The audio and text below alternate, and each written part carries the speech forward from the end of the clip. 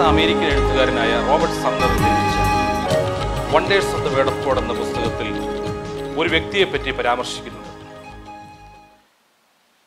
അമേരിക്കയിലെ കാൻസസ് പട്ടണത്തിൽ വെച്ച് ഒരു സ്ഫോടനത്തിൽ തൻ്റെ 2 കൈകളും അതേപോലെ കാഴ്ചശക്തിയും പൂർണ്ണമായി നഷ്ടപ്പെട്ടു. എന്നാൽ ശാരീരികമാകുന്ന വൈകല്യങ്ങളെക്കാൾ ഉപരി തന്നെ അലട്ടിയ പ്രധാനപ്പെട്ട പ്രശ്നം ദൈവത്തിൻ്റെ വചനം തുടർന്ന് വായിക്കുവാൻ കഴിയുകയില്ല എന്നുള്ളതായിരുന്നു. എന്നാൽ ചുണ്ടുപയോഗിച്ച് അന്ധന്മാരുടെ ബൈബിളായ ബെയ്ലി ബൈബിൾ വായിക്കുന്ന ഒരു സ്ത്രീ ലണ്ടനിലുണ്ടെന്നറിഞ്ഞ് അവരുടെ സഹായത്താൽ ചുണ്ടുപയോഗിച്ച് ബൈബിൾ വായിക്കുവാൻ അദ്ദേഹം പരിശ്രമിച്ചു. എന്നാൽ സ്ഫോടനത്തിൻ്റെ ഫലമായി ചുണ്ടിലേക്കുള്ള ചില നരമ്പുകളുടെ പ്രവർത്തനം നഷ്ടപ്പെട്ട തനിക്ക് അതിനും സാധിക്കാതെ വന്നു. എന്നാൽ തുടർച്ചയായ പരിശ്രമത്തിൻ്റെ ഒടുവിൽ അദ്ദേഹം നാക്കുപയോഗിച്ച് ബൈബിൾ വായിക്കുവാൻ കഴിയും എന്ന് അദ്ദേഹം തിരിച്ചറിഞ്ഞു. റോബർട്ട് സമ്മറുടെ 35 പേജുള്ള wonders of the word of God എന്ന പുസ്തകം രചിച്ച് തീരുമ്പോഴേക്കും 4 പ്രാവശ്യം അദ്ദേഹം ബൈബിൾ പൂർണ്ണമായി വായിച്ചു തീർന്നിരുന്നു. അത് വായിച്ചപ്പോൾ ഞാൻ ചിന്തിച്ചു, കാണാനും വായിക്കാനും ആരോഗ്യമുള്ള എത്ര ക്രിസ്ത്യാനികൾ ബൈബിൾ ഒരു തവണയെങ്കിലും വായിച്ച് തീർത്തിട്ടുണ്ട്? ബൈബിളിനെ പറ്റിയും ദൈവത്തിൻ്റെ വചനത്തെപ്പറ്റി, ദൈവത്തിൻ്റെ വചനത്തിൽ പറഞ്ഞിരിക്കുന്നതായ കാര്യങ്ങളെപ്പറ്റിയും പ്രതിപാദിക്കുന്ന ഉൾക്കാഴ്ചയുടെ പുതിയ എപ്പിസോഡിലേക്ക് നിങ്ങൾക്ക് സ്വാഗതം.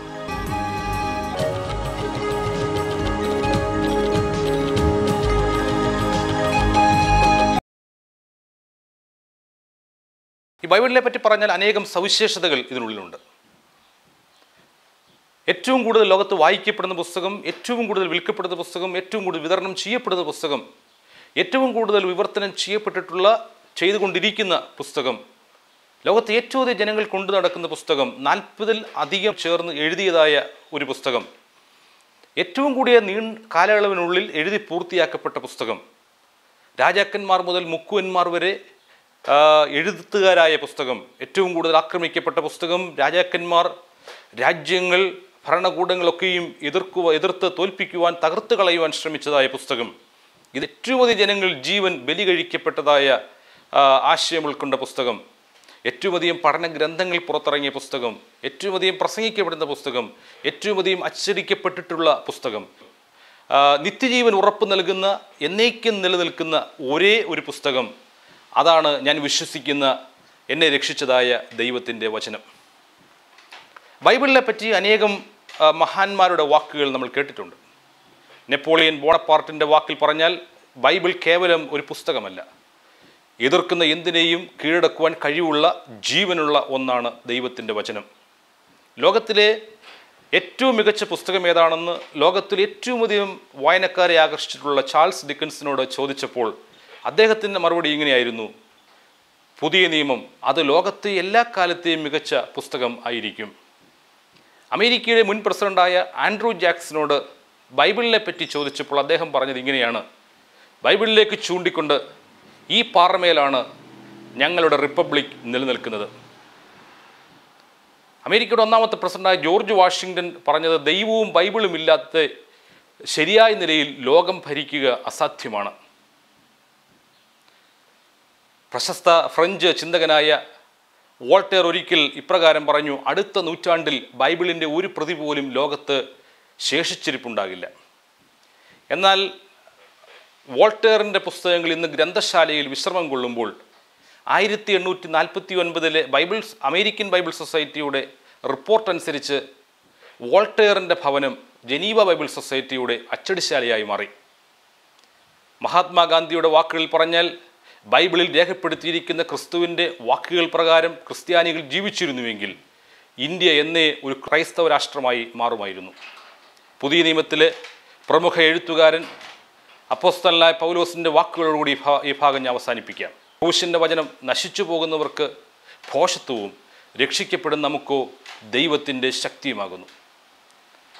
ദൈവത്തിൻ്റെ വചനം നാം ഓരോരുത്തർക്കും എന്താണ്, എങ്ങനെയാണ് എന്നതിനെപ്പറ്റി ചുരുക്കമായി ചില വാക്കുകൾ തുടർന്ന് ഓർപ്പിക്കുന്നു.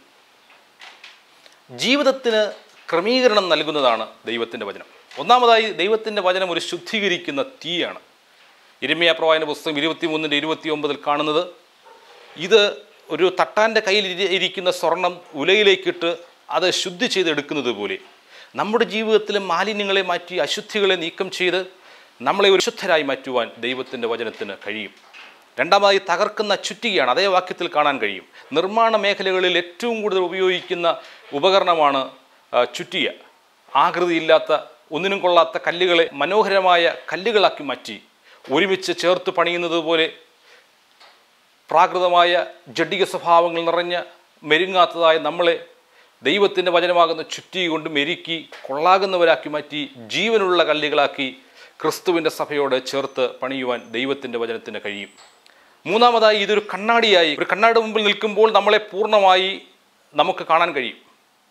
ദൈവത്തിൻ്റെ വചനത്തിൻ്റെ മുൻപിൽ നിൽക്കുമ്പോൾ നമ്മുടെ കുറവുകളെയും കുറ്റങ്ങളെയും മനസ്സിലാക്കുവാനും നീക്കേണ്ടവയെ നീക്കുവാനും ചേർക്കേണ്ടവയും ചേർത്ത് നമ്മളെ തന്നെ ഭംഗിയാക്കുവാൻ ദൈവത്തിൻ്റെ വചനം സഹായിക്കും.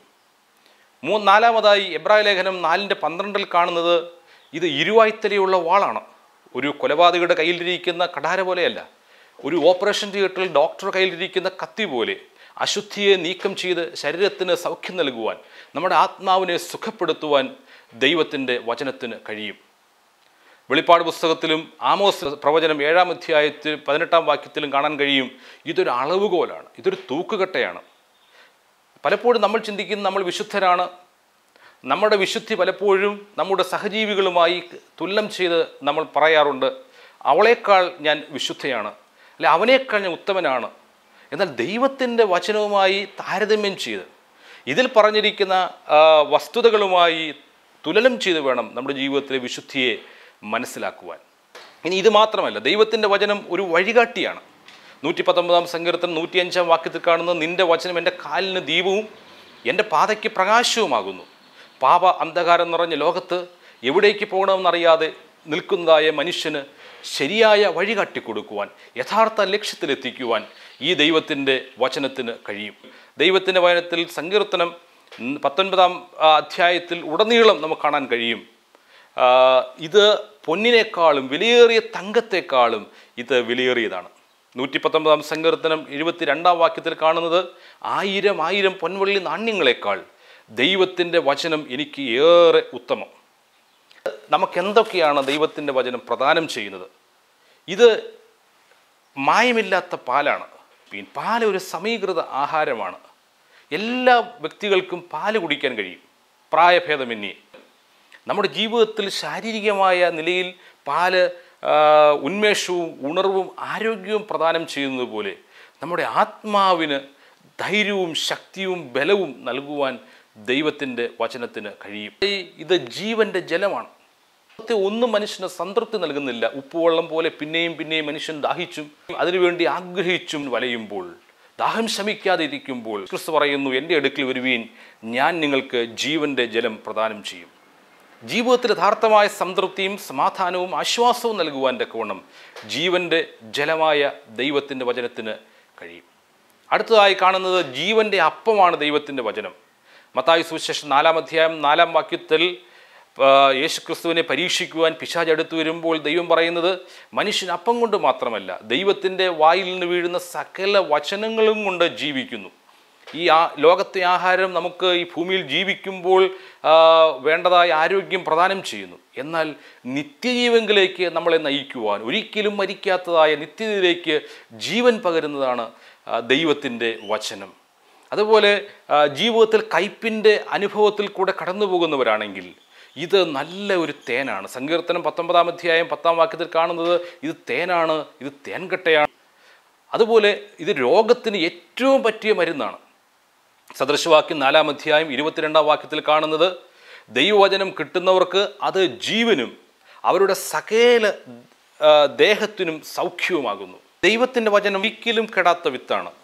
വിത്ത് ഉടൻ തന്നെ ഫലം തരികയില്ല, കുറേ നാളുകൾ കഴിഞ്ഞതിന് ശേഷം മാത്രമേ അത് ഫലം തരികയുള്ളൂ. അതുപോലെ ദൈവത്തിൻ്റെ വചനം തക്ക സമയത്ത് അതിൻ്റെ ഫലം ചെയ്യുവാൻ ഇടയായിത്തീരും.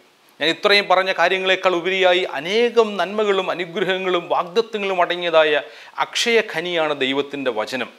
ആ ദൈവത്തിൻ്റെ വചനം വായിക്കുന്നതിനും പഠിക്കുന്നതിനും മുൻപ് 119-ാം സങ്കീർത്തനം 18-ാം വാക്യം വായിക്കും, നല്ലതായിരിക്കും.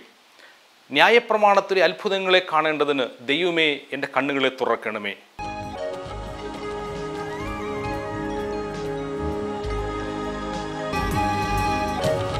ദൈവം നമ്മളെ സഹായിക്കട്ടെ എന്നുള്ള പ്രാർത്ഥനയോടെ നിർത്തുന്നു.